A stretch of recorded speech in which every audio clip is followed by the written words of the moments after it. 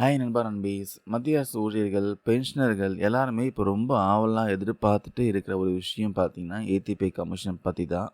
நமக்கு தெரியும் இந்த 10 வருஷத்துக்கு ஒரு முறை இந்த சம்பளம்லாம் மாறும். அந்த வகையில ஆக்சுவலா வர 2026 ஜனவரி 1ஆம் தேதியிலிருந்து புது சம்பளம் வந்திருக்கணும்.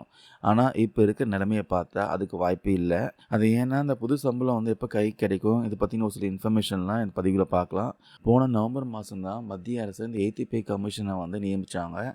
இவங்க என்ன பண்ணுவாங்கன்னா, இப்ப இருக்கிற விலைவாசி, பணவீக்கம், குடும்ப செலவு எல்லாத்தையும் கணக்கு போட்டு, எவ்வளோ சம்பளம் ஏத்தலாம் அப்படின்னு அரசாங்கத்துக்கு ஒரு ரிப்போர்ட் குடுப்பாங்க.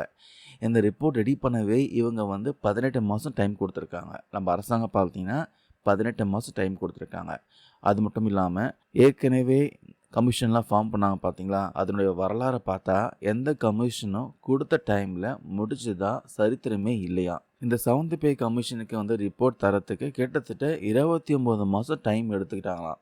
சிக்ஸ்த் பே கமிஷனுக்கு 22 மாதம் டைம் எடுத்துட்டாங்க. ஃபிஃப்த் பே கமிஷனுக்கு கிட்டத்தட்ட 3 வருஷம் பார்த்தீங்கன்னா ரொம்பவே இழுத்தடிச்சிட்டாங்க. ஸோ நிபுணர்கள் என்ன கணிக்கிறாங்கன்னா, இந்த கமிஷன் ஆய்வு செஞ்சு அரசு கிட்ட ரிப்போர்ட் கொடுத்து அதுக்கு அமைச்சரவை ஒப்புதல் வழங்கி இதெல்லாம் முடிஞ்சு புது சம்பளம் உங்கள் வங்கி கணக்குக்கு வர 2028ஆம் ஆண்டு ஜனவரி ஆயிடும்னு சொல்கிறாங்க. அதுக்கு மேலே ஆகிறதுக்கு வாய்ப்பு இருக்குது தவிர அது கம்மி ஆகிறதுக்கு வாய்ப்பு கிடையாது. அதாவது இன்னும் பார்த்தீங்கன்னா குறைஞ்சபட்சம் 2 வருஷமாச்சு டைம் எடுத்துப்பாங்க. அதுக்கு மேலே ஆகும் தவிர அது கம்மியாகிறதுக்கு வாய்ப்பு இல்லைன்னு சொல்கிறாங்க. அவ்வளோ நாள் ஆகுமான்னு நீங்கள் கவலைப்பட வேணாம். ஒரு குட் நியூஸ் இருக்குது. புது சம்பளம் வர லேட் ஆனாலும் 2026 ஜனவரி 1ஆம் தேதி கணக்கு வச்சு இடைப்பட்ட காலத்துக்கு உண்டான மொத்த பணத்தையும் அரசாங்கம் அரியராக கொடுத்துருவாங்களாம்.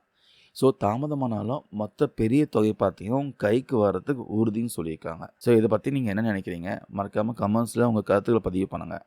தேங்க்யூ நண்பா நண்பீஸ்.